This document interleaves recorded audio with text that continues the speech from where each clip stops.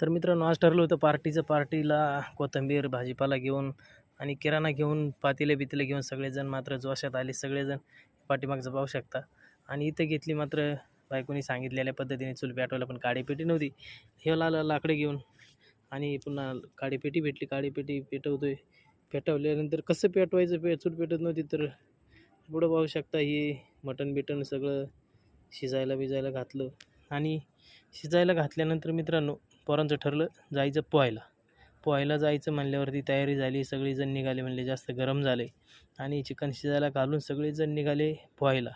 आणि हा घरून शिकवलेल्या पद्धतीने एकदम व्यवस्थित चूलबिल पेटवतोय. आणि पुन्हा एकदा मित्रांनो निघालो आम्ही पोहायला. पोहायला गेल्यानंतर डुबुक सगळ्यांनी उड्या मारल्या.